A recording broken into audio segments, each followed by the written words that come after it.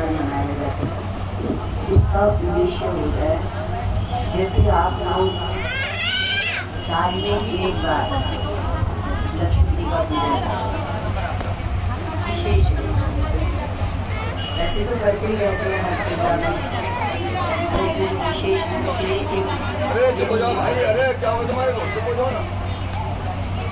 निश्चित है जैसे कि दिवाली के दिन की लक्ष्मी पूजा करनी है। इसी तरह से जैसे विजय लक्ष्मी का दिन है, राम जी का राक्षसों के ऊपर विजय हुई, तामसी शक्तियों को प्रभु ने हरास किया और दैवी शक्तियों का जय हुई और उनका उत्थान हुआ। तो इसलिए दशहरे का दिन मनाया ही जाता है। दशहरे का अर्थ होता है जब 10 इंद्रियां हमें पराजित कर देती हैं, जीवात्मा को। शब्द, स्पर्श, रूप, रस, गंध सभी हमारे तामसी हो जाते हैं और जीव को कर्म करने के लिए हर तरह से तैयार हो जाता है, अपने ज्ञान को भूल जाता है। जैसे रावण चारों वेदों का ज्ञाता था, पर फिर भी अपने ज्ञान को इस्तेमाल न करके दुष्कर्म में करने तैयार था। तो इसलिए उसको हराने का श्री राम भक्तिमयी जानकी जी का प्राकट्य हुआ और भगवान ने राक्षसों पर, तामसी शक्तियों पर विजय प्राप्त की। तो इसलिए दशहरा एक साल में एक बार अति आवश्यक है कि हम भी अपनी तामसी शक्तियों को, अपनी इंद्रियों को जीते, उन पर विजय प्राप्त करें। इसी तरह से गणेश चतुर्थी यद्यपि हर महीने आती है, परंतु गणेश चौथ का एक विशेष होता है। उस दिन व्रत करेंगे, चूड़ी कूटेंगे, तिल कूटेंगे, खाएंगे, खिलाएंगे, ये हमारे जीवन की जीवन भगवान दूर करेंगे। इसी तरह से भगवान की कृष्ण जन्माष्टमी है, राधा अष्टमी है, तो मनाते हैं। इसीलिए मनाते हैं कि भगवान कृष्ण हमारे जीवन में गीत उपदेश दे करके हमारे जीवन में रास महिमा, रास में प्रसन्नता, हम नाचे, खुशी मनाएं, ऐसा हमारा जीवन मिले और आत्मज्ञान प्राप्त करें, आत्मस्थिति प्राप्त करें, देहाभ्यास मिल जाए हमारा। इसीलिए जन्माष्टमी मनाते हैं, इसलिए गीता जयंती मनाते हैं राधा रानी के रूप में, इसलिए राधा अष्टमी मनाई जाती है कि राधा, जिससे से राधा जी ने राजकन्या होकर के भी राजा के घर में जन्म लेकर के भी भगवान की भक्ति की, पूरी तरह से भक्ति की, तन से, मन से, धन से और हर तरह का त्याग किया। यद्यपि राधा जी प्रभु की आद्य शक्ति रही है, आद्य शक्ति है, उनका प्राकट्य गोलोक धाम से ही हुआ था और राधा जी ने तब तक नेत्र नहीं खोले। नियम लिया था जन्म लेने के बाद बच्चा नेत्र खोल लेता है, परंतु राधा मैया ने नेत्र नहीं खोले थे कि जब तक ठाकुर का दर्शन नहीं होगा तब तक मैं नेत्र ही नहीं खोलूंगी और किसी को देखूंगी ही नहीं।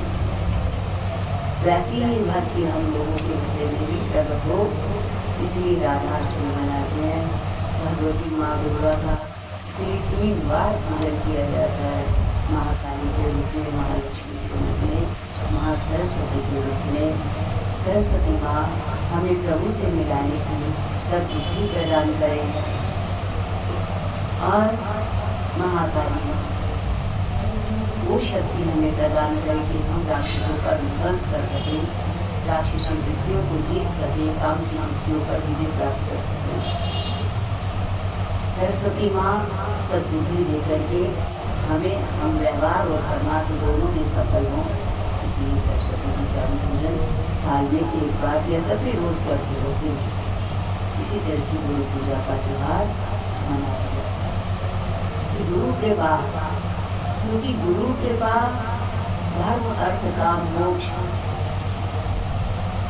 विप्र, धेनु, सुर, संत, संत का चौथा नंबर है। विप्र, धेनु, सुर, इसी तरह से धर्म, अर्थ, संत चौथे नंबर पर मोक्ष आया। संत मोक्ष को देते हैं, गुरु मोक्ष को देते हैं। मोह का अर्थ है अहंता, ममता और वासनाओं का नाश करने का तरीका बताते हैं और प्रेरणा भी देते हैं और शक्ति भी देते हैं कि हमारी अहंता देह में जो देहाध्यास से उठ जाए और आत्मस्थिति को प्राप्त हो। ममता, देह के प्रति भी ममता खत्म हो जाए। इसका हम लालन पालन तो करें, परिवार का लालन पालन तो करें, क्योंकि जब तक जीवन है परिवार के साथ रहना है, परंतु एक जन्म तक, और जीव जन्म जन्म तक जन्म लेता रहता है। इसलिए उनके साथ ममता ना हो, प्रेम हो, कर्तव्य पराई का, कर्तव्य का तुम्हारा फर्ज है। जिनसे हमें सहयोग मिलता है, मिला था, मिलता रहेगा, उनके प्रति हमारा भी सहयोग देने का, तन मन धन से सहयोग देने का एक कर्तव्य है, फर्ज है, वरना नहीं है। तो ये सब ये क्या है? अहंता, ममता और वासना। वासना क्या होती है? इच्छाएं। शब्द स्पर्श रूप रस तामसी, तामसी चीजों के, तामसी शब्द, तामसी शब्द स्पर्श, तामसी शब्द स्पर्श रूप, तामसी दृश्य देखने की इच्छाएं, तामसी स्पर्श करने की इच्छाएं, तामसी शब्द सुनने की इच्छाएं।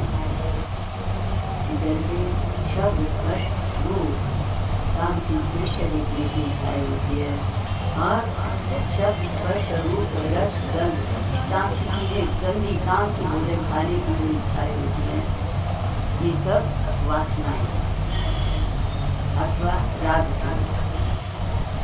तामसी क्या करती है? नर्क मरे जाती है।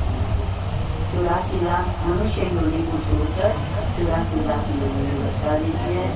और राजसी चीजें जो है वो शरीर की पुष्टि तो भले ही करती है, परंतु रोग भी पैदा करती है। जैसे कभी कभी त्योहारों पर मिठाई खाना, पकवान खाना तो कल्याणकारी है, पर हर रोज मिठाइयाँ खाना, तला हुआ होना रोग पैदा करता है। हमारी किडनी को, हमारी लंग्स, हमारे हार्ट को इत्यादि को खराब कर देता है। इसलिए सदुपयोग जीवन सात्विक शब्द हो, सात्विक शब्द सुनने की लालसा बनी रहे, सात्विक स्पर्श करने की लालसा बनी रहे, सात्विक रस लेने की लालसा बनी रहे, इसी तरह से सात्विक दृश्य देखने की लालसा बनी रहे। ये सब क्या है? हमारे जीवन का कल्याण करेंगे, हमारी वासनाओं का नाश करेंगे। तो इससे क्या होगा? अहंता आत्मस्वरूप का बोध कराती है और ममता स्वरूप स्थिति और भक्तों की सेवा, दीन दुखियों की सेवा, अनाथों की सेवा भी लगाती है। और वासना जो है वो हमें भगवान की चाहिए कि हमें वही खाना है जिसका हम भगवान को भोग लगा सके। जिसका भोग न लगा सके, भोग न लगा हो, वो कदापि न खाए, कदाचित। तो गुरु जरूर की कृपा से अहंता, ममता, वासनाओं का नाश हो जाता है। यही मोह का असली स्वरूप है और इस मोह का नाश केवल संत ही कर सकता है। महाराज की जय। इसीलिए उनको सदगुरु, सत का जो रास्ता दिखाए वो सदगुरु। ये भगवान की कृपा से जो भी गुरुजनों से जुड़े हैं, गुरु बहावा दो तरह के गुरु होते हैं। एक संसारिक ज्ञान देने वाले गुरु, मैंने तरीका बताने वाले, संसार में कैसे सफल होंगे। गुरु बहावा ये कई बहुत होते हैं, क्योंकि कोई साइंस पढ़ाता, कोई हिंदी पढ़ाता, कोई इंग्लिश पढ़ाता, इत्यादि इत्यादि इत्यादि। कोई किसी क्लास में पढ़ाता, कोई किसी क्लास में पढ़ाता। गुरु बहावा गुरु जो सत का ज्ञान कराए वो यही होता है। तो आज हम उस पुण्य तिथि में हनुमान जी के श्री चरणों में बैठ करके, ठाकुर जी के श्री चरणों में बैठ कर इनकी कृपा से ये पुण्य त्योहार मनाने के लिए तैयार है। भाग्यशाली है, हम सब भाग्यशाली हैं। त्रिपुत्र भाग्यशाली है, पुत्र परम भाग्यशाली, बड़ भागी अंबर हनुमान, चरण कमल चापट विधि अथवा बड़ भागी वन बड़ भागी वन अवन अभावी, जो रघुवीर तिलक कौशल्या ने कहा, रोते हुए कहा, हे राम, अयोध्या अभागी है, जिसको छोड़ के तुम जा रहे, तो वो वन, जिस वनों में तुम जाओगे, चलोगे, जहाँ रहोगे, बसोगे, 14 वर्ष बिताओगे, वो वन बड़ भागी है।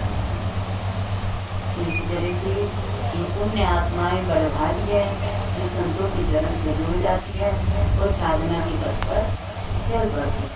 जैसे हमें चलने को 2 पैर चाहिए सुविधा के लिए, पक्षी को उड़ने के लिए 2 पंख चाहिए, व्यवहारिक ज्ञान की और पारमार्थिक ज्ञान की। व्यवहारिक ज्ञान से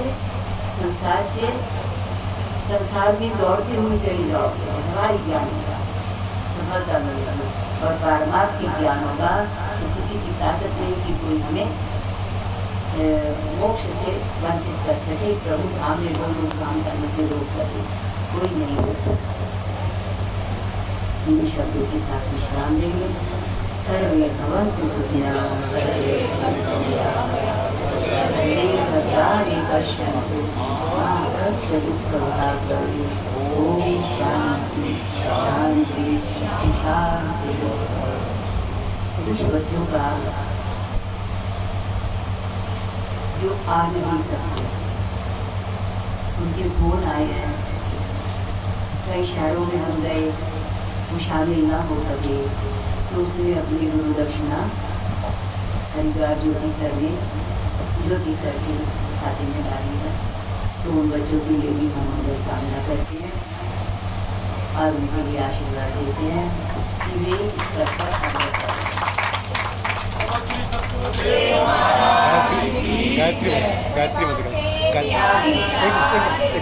गायत्री मंत्र 1 मिनट के लिए। परिस्थितियाँ बहुत आती है, गायत्री का विस्तार से नहीं बता पाएंगे, लेट हो रहे हैं। गायत्री क्या है,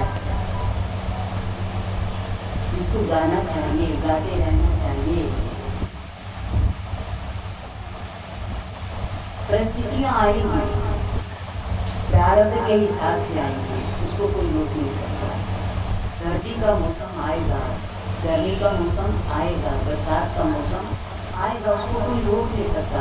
हर साल आएगा, हर वर्ष आएगा। इसी तरह हर एक प्राणी के जीवन में बचपन भी आएगा, जवानी भी आएगी और बुढ़ापा भी आएगा। तो आएगा सबके जीवन में, दुख की घड़ियाँ भी आएंगी और सुख की घड़ियाँ भी आएंगी, गरीबी भी आएगी और अमीरी भी आएगी, परंतु हमारी बुद्धि खराब ना होने पाए। किसी भी परिस्थिति में हम विचलित ना होने पाए, उस दुख का मुकाबला प्रभु के का सहारा लेकर, गुरुजनों का सहारा लेकर उस दुख का मुकाबला करें, तो हमें उम्मीद है कि हम उसको पार कर जाएंगे। जिसकी बुद्धि होगी, बुद्धि सही है, किसी के पास सर्दी के कपड़े हैं और सर्दी में उसको गर्म कपड़ों से, गर्म पानी से, हीटर इत्यादि से लाभ हुआ, बहुत ही लाभ हुआ, अच्छा लगा। पूरी सर्दी उसको हताश ना कर सके। सर्दी तो बहुत पड़ी, परंतु बचाव भी पूरा रहा, क्योंकि गर्म कपड़े 1 नहीं, 2 नहीं, 3 नहीं, 4 नहीं, 5 जुराब भी, दस्ताने भी, सिर पे टोपी भी, सब लगा के अपने आप का बचाव किया और सर्दी का मुकाबला किया। परंतु वही सोचे कि इतना भीड़ थी तो पहन इतने बढ़िया अब गर्मियाँ आ गई, तो ट्रंक में कैसे रखते थे, पहने के लिए इतनी मेहनत से, इतने पैसे से लिए, नहीं, परेशान हो जाएंगे। गर्मी और गर्मी पैदा करें, गर्मी और ज़्यादा पैदा करें, तो उससे क्या भी परेशानी है।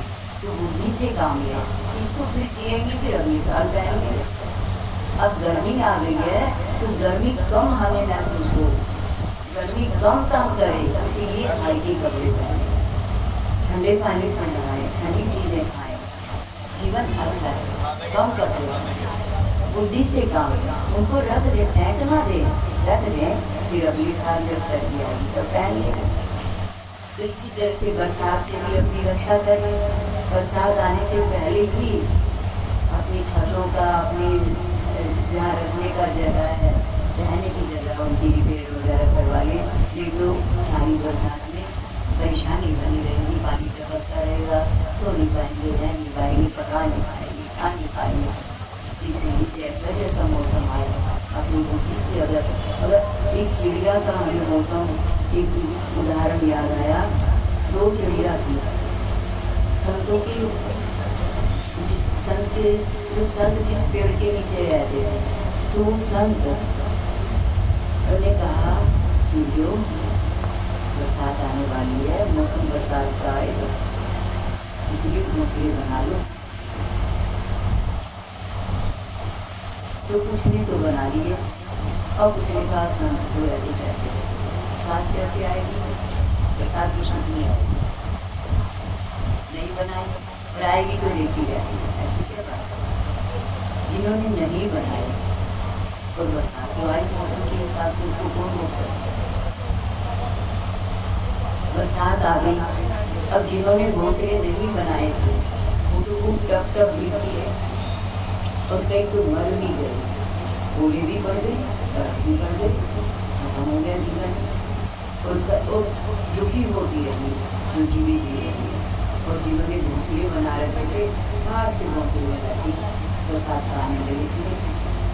तो जब बरसात बंद हो गई तो वो भी अपना दाना हो गया। तो इसी तरह से भगवान की कृपा से बुद्धि, पुरुषार्थ हमें परेशानियों से बचा सकता है। इसलिए हमारा मन रहता है कि आप सब प्रारब्ध के हिसाब से जीवन जैसी भी परिस्थिति आए, हमारी बुद्धि ना खराब होने पाए। बस बुद्धि खराब हो गई तो हम उस परिस्थिति को मुकाबला नहीं कर सकते, और बुद्धि ठीक रहेगी तो मुकाबला समझ में कर लेंगे, और बुद्धि ठीक रहेगी तो सत्कर्म होगा। तो परिस्थितियाँ, गलत परिस्थितियाँ आएंगी ही कम से कम, और आ भी गई तो मुकाबला करने की ताकत है, हौसला नहीं गिरने पाएगा। इसलिए बुद्धि का ठीक होना अति आवश्यक है। इसीलिए प्रभु से प्रार्थना है कि प्रभु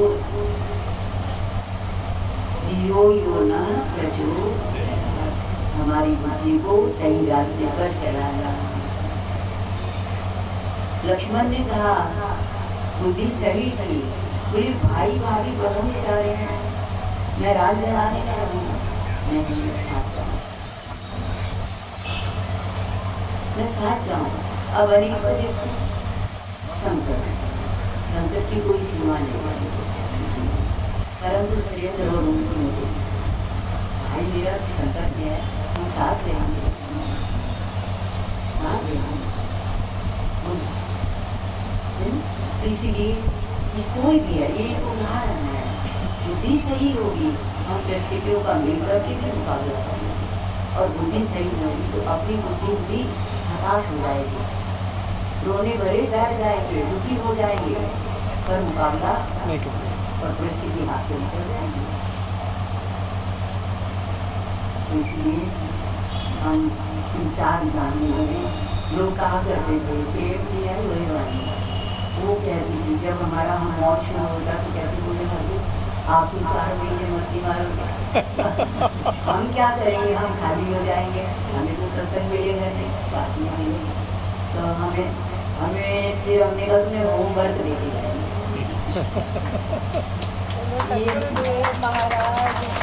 आप लोगों का होमवर्क है, गायत्री मंत्र की जाप जो है ये होमवर्क है। 4 महीने आप लोगों ने ज़्यादा से ज़्यादा होमवर्क करके रखना, ठीक है। और कौन कितना करेगा ये हमें लिख के देना, अभी लिखवाते हैं, ठीक है। एक बात और क्या है, देखो अगर कोई पहले तो हम कहते थे 1 जगह 5 करने, 1 जगह 6 माला करने, पर अब हम ये कह देते हैं कि 5 माला दोनों कर 6 की बजाय, परंतु फागुन तक करो। अगर 11 माला कर रहे हो तो कार्तिक में पूरी हो जाएगा 1.25 और अगर होली तक करोगे, होली के दिन तक पूर्णमासी आएगी तो 5 हो गई ना। हाँ जी। और 1 या 2 माला 4 महीने और करते रहना, आपका भी 1.25 हो जाएगा। ठीक है कि नहीं? तो किसी का हिस्सा क्यों काटते हो और अपना क्यों कटवाते हो? 1.25 तो सब करो ही करो, चाहे 5 करके करो और चाहे 11 करके करो। और जो बहादुर हैं वो कई लोग, कई परिवार मिल करके करते हैं 11 माला या 5 माला, या उनकी 2.5 लाख हो जाएगा। जो 2 जने करेंगे उनका 2.5 लाख हो जाएगा और जो 4 जने करेंगे उनका 5 लाख। गायत्री पुरस्चरण ब्रह्मा जी ने किया, वशिष्ठ जी ने किया, विश्वामित्र जी ने किया और शुक्राचार्य ने किया, तभी ये लोग महान हुए। इसलिए गायत्री पुरस्चरण का अर्थ होता है 24 लाख जाप, 24 लाख जप। तो 24 लाख जाप हमारे जीवन में, हमारे अपने मुख से हो जाए, अपने घर में हो जाए, इससे बड़ी आवाज़ की बात है। ये ब्रह्म गायत्री है, इसको क्या बोलते हैं? गायत्री 24 है, 24 अक्षरों की है और 24 लाख बार उस मंत्र का जाप किया जाए तो कितना हो जाएगा? कोई पुरुष हो जाएगा। तो ऐसी आप लोगों से हम आशाएं भी करते हैं, प्रेरणा भी देते हैं और आप सबका जीवन महान बने, बढ़िया बने। जब अच्छे काम करोगी, प्रभु की दी शक्तियाँ, इस ऐश्वर्य, साधन, पैसा इत्यादि जो भी कुछ प्रभु ने दिया है, उनको हम अच्छे ढंग से इस्तेमाल करेंगे, उस गलती से हमारे ऊपर संकट आएंगे, पिछले जन्मों के कट जाएंगे। भजन क्या करता है? पिछले जन्म में या पिछले जीवन में, जैसे बचपन में जो दोष हो गए वो जवानी में भी भोगने पड़ते हैं। वो जो जवानी में हो जाते हैं वो बुढ़ापे में बचपन का और जवानी का दोनों का भोगना पड़ता है। क्योंकि बचपन, जवानी, बुढ़ापे में भी नहीं भोग पाते हैं तो अगले जन्मों में भोगना पड़ता है। तन से, मन से और धन से किए हुए दुष्कर्मों का फल। तो अगर हम वो जो दुष्कर्म का फल है, या तो रोग इत्यादि के द्वारा, दरिद्रता के द्वारा, परेशानियों के द्वारा भुगतान होता है, और या भजन से, सुमरन से, जाप से। तो हम आप लोगों के लिए प्रभु से प्रार्थना करते हैं कि आप प्रभु आपको ऐसी सद्बुद्धि दे, ऐसी शक्ति दे, आपके जीवन में ऐसा समय दे कि आपको पिछले जन्मों के किए हुए या हमसे पहले के जीवन में किए हुए कर्म दुख उठा करके, शारीरिक दुख उठा करके ना भोगने पड़े। भजन से करें, भजन से करें। बोले श्री सद्गुरुदेव महाराज की जय। सर्वे भवन्तु सुखिनः, सर्वे सन्तु निरामयाः, सर्वे भद्राणि पश्यन्तु मा कश्चित् दुःखभाग् भवेत्। ओम शांति शांति शांति। धर्म की जय हो, अधर्म का नाश हो, प्राणियों में सद्भावना हो, विश्व का कल्याण हो, विश्व का कल्याण हो। हर